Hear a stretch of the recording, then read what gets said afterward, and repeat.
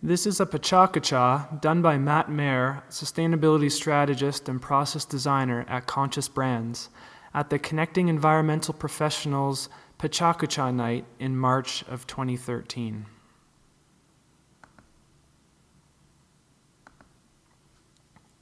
I invite you to play along. Close your eyes, take a deep breath. You're stepping into a time machine. The engines start up. You see the blur of the objects and time streaming by. Speed picks up, more blur, more speed. You're zooming into a sustainable future. You exit the time travel machine and alas, you're there in the most perfect sustainable future. Look around. What do you see? What do you hear? What do you feel? Take a mental snapshot of this place. Carry it with you as you step back into the time machine and zoom all the way back here, to the now, and open your eyes. I ask you to hold on to that snapshot for the moment. Now, before I dive in, I can give a long introduction on who I am, or who I think I am, but I think it's more effective to give an introduction of who I'm not. I'm not a yogi. I'm clearly not a meditation guru, and I'm foreshadowing here, I'm not a biologist. So based on what I'm not, I will storytell the life cycle of the very curious creature, the butterfly. It's especially curious because a butterfly goes through a complete metamorphosis during its life, unlike almost every other living organism in the world, a complete transformation. A butterfly begins its life in a caterpillar form, like, let's call him Henry in the slide. Henry is a voracious eater with an insatiable hunger. As he grows up and eats and eats and eats, his skin repeatedly sheds and hardens until his new shelter has been created. For reference, the very hungry caterpillar was one of my childhood favorites. That hard shelter becomes the cocoon, Henry's new abode. Inside Henry's digs, something truly magical is going on, something biologically complex. I mean, Henry actually becomes a sloppy goop before he evolves into his future form. See, I wasn't lying about not being a biologist. After breaking out of the cocoon, his beautiful butterfly form is shown off. Let's call him Henry 2.0. Magic, right?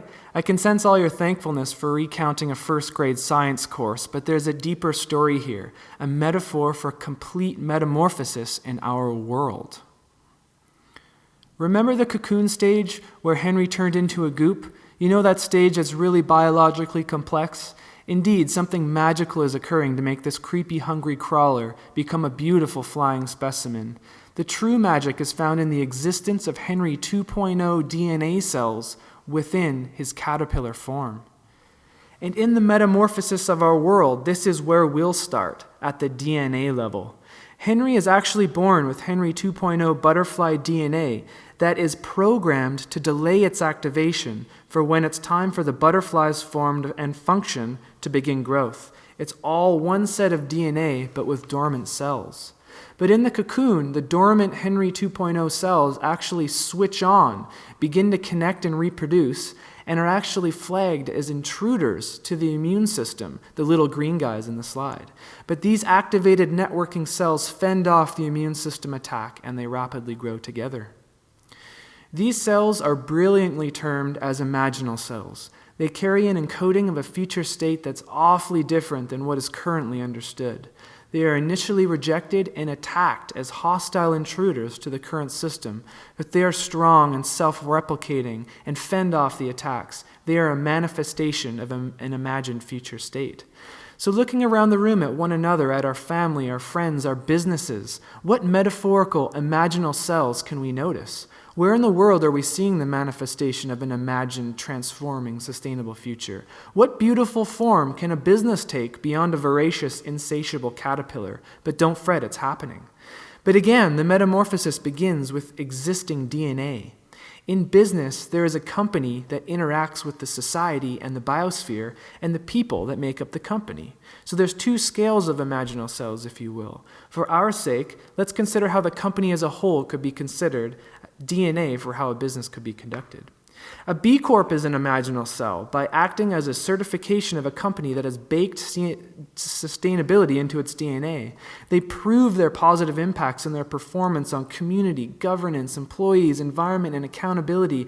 B Corps actually amend their articles of incorporation, expanding their duty to maximize value for all stakeholders versus simply shareholders. Impact investing is an imaginal cell because it's challenging how we bring a greater stakeholder return into newer growing businesses, even from a venture capitalist or fund manager perspective. Exponential growth in impact investing is creating both investor push and entrepreneur pull for businesses to transform how it operates and measures success. Conscious capitalism is an imaginal cell because it's pushing the mental models by which we run our businesses by working with business leaders on embedding consciousness into our businesses. A team of rockstar ambassadors has formed to spread this ideology, and it's creating ripples among the business community in the world. So let's circle back to that sustainable future that you took a snapshot of earlier. Recall that snapshot. Sense back into it. Take a moment and bring it back into your eyesight, into your purview.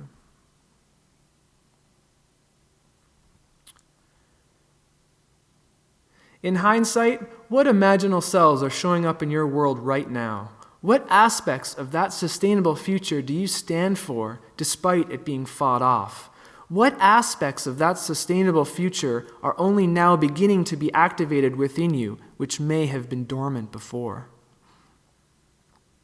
Now just consider this. What if we acknowledge that our sometimes frowned upon beliefs of sustainability in the world and in business were in fact imaginal cells that are now to be activated and spread?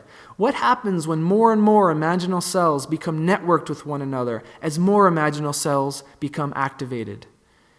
A transformed and simply beautiful world would emerge, and business is the leverage point. So my closing challenge for you is to first notice the imaginal cells as it relates to your business, and then choose 2 actions of which you can nurture their growth. How are you energizing the manifestation of a sustainable future in your business? Thank you very much.